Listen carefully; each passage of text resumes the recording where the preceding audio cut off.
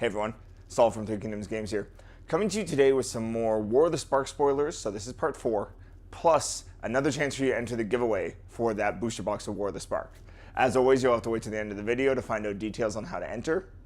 I love keeping you guys in suspense. Anyways, first up, we have Kaznia, Enigmatic Mentor. She is a 4 CMC, 5 loyalty planeswalker. Spells opponents cast that targets a creature or a planeswalker you control costs 2 more to cast. As well as -2, you create a 2/2 blue wizard creature token and you also loot when you do this effect. So you get to draw a card and discard a card. She's the last of the unknown planeswalkers that we got from the stained glass spoilers. Plus, with her ability and what we've seen with Jace and Dovin, who I'm going to be going over later in this video, plus some of the other stuff, I think they're trying to set up for some kind of almost death and taxes like deck in standard, and I think that's really cool. So I'm curious to see how that plays out. Next up, we have Jaya, Venerated Fire Mage, 5 CMC, 5 loyalty. If another red source would deal damage to a permanent or player, it deals that much damage +1. So already pretty cool.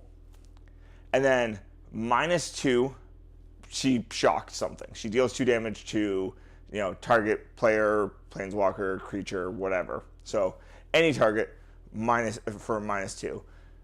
For 5 CMC, I don't see her being that great, because unless you have somehow a ton of mana and the I win turn with her, I don't think she's going to have a huge impact. Now, Commander, possibly she could do really well.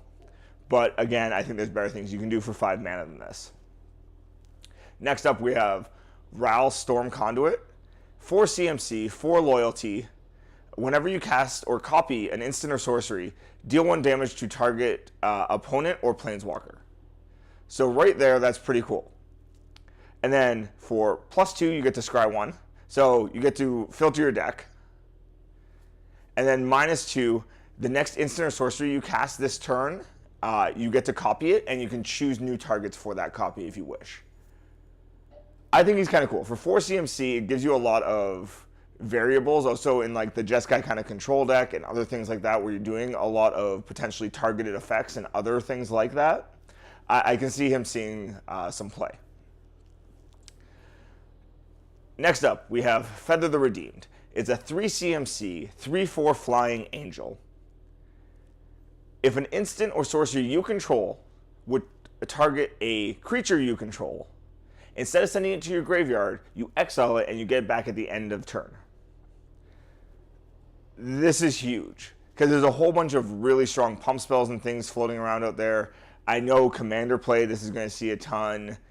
If you're doing any kind of 3-color deck where you can have access to the green pump spells and things like that, there's a lot of huge things you can do with this.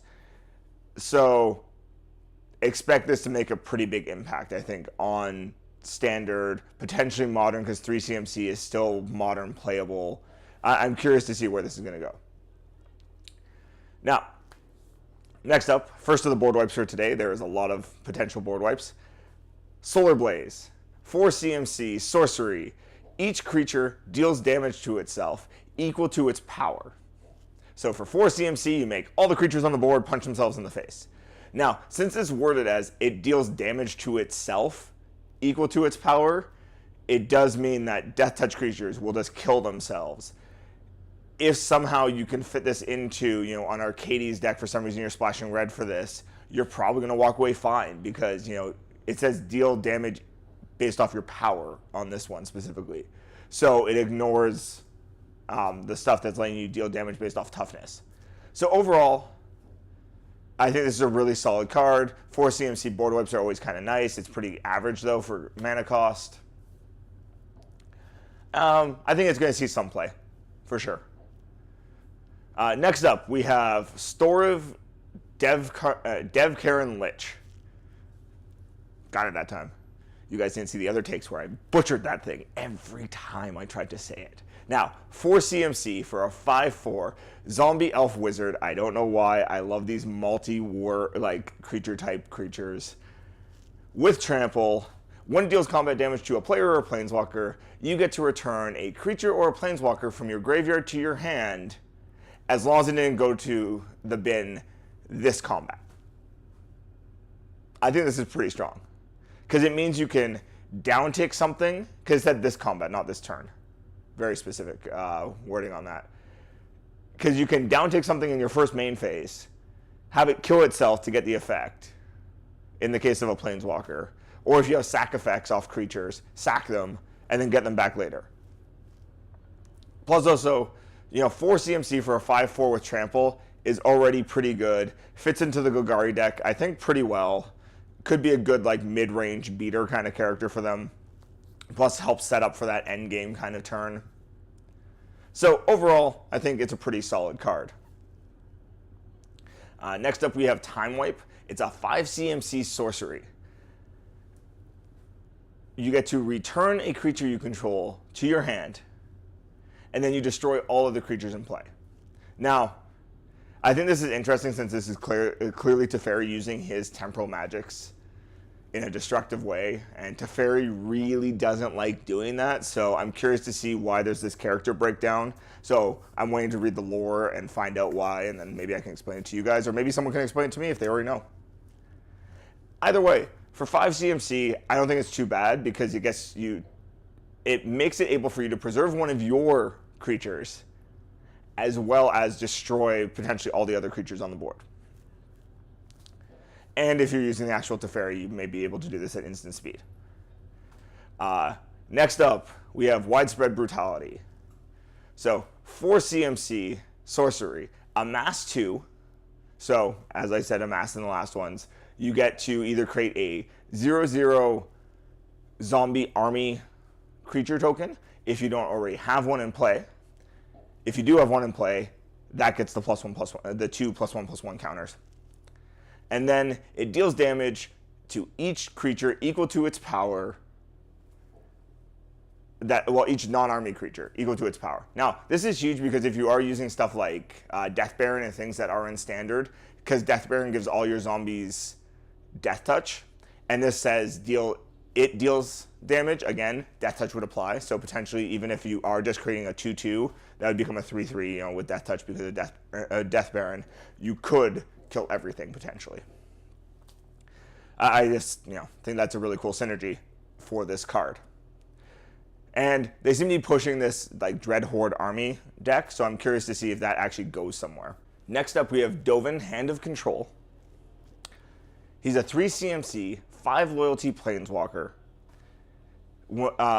Instant sorceries and artifacts your opponents cast cost 1 more.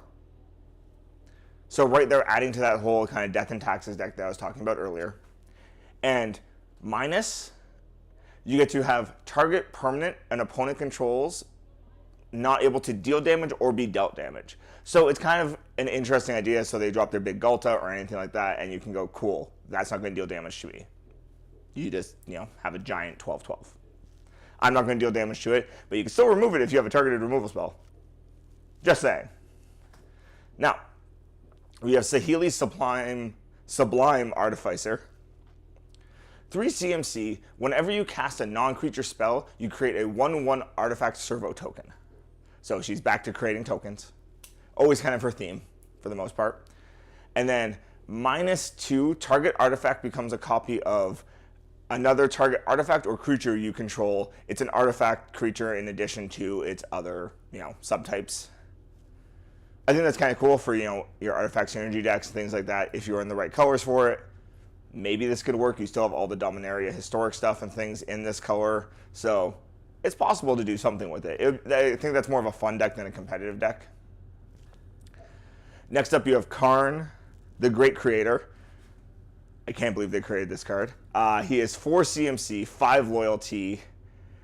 Artifact abilities of artifacts your opponents control can't be activated. So activated abilities on their artifacts. So all their mana rocks get shut off because it doesn't say non-mana abilities. This is the first time I've ever seen this.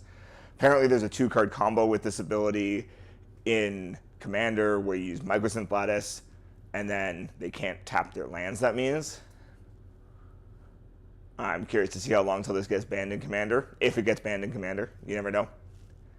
+1, target non-creature artifact becomes an artifact creature with power and toughness equal to its CMC. So again, if you're doing the big artifact deck, this could help you get in with those last points of damage, or if you've, locked up the board, cool, I'm going to win now.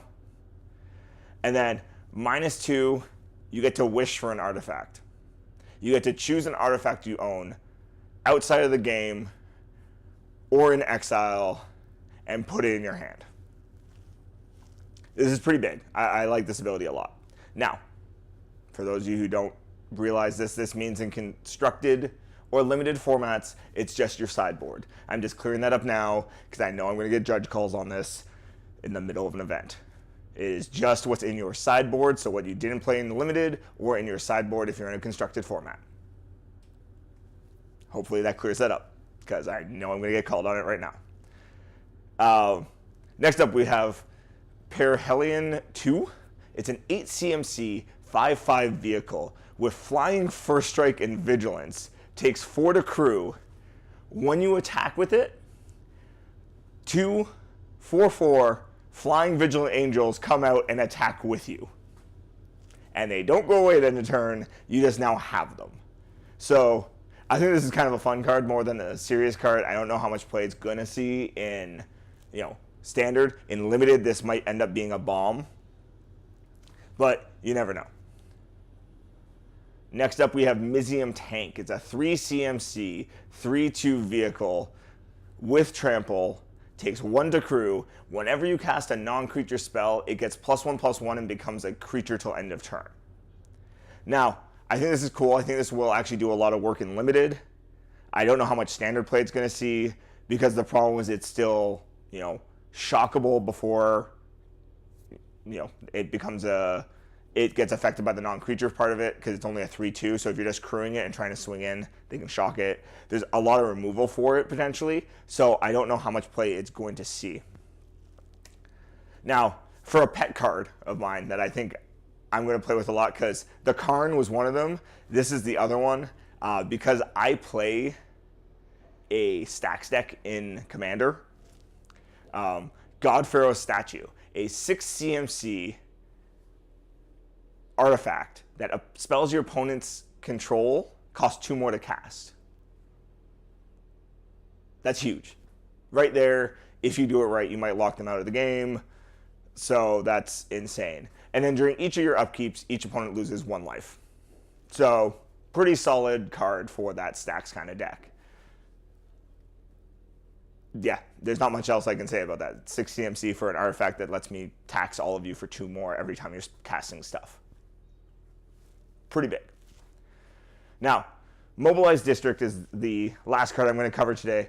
And I kind of love this idea of it's Ravnica coming together to try to help these planeswalkers or oppose Bolas.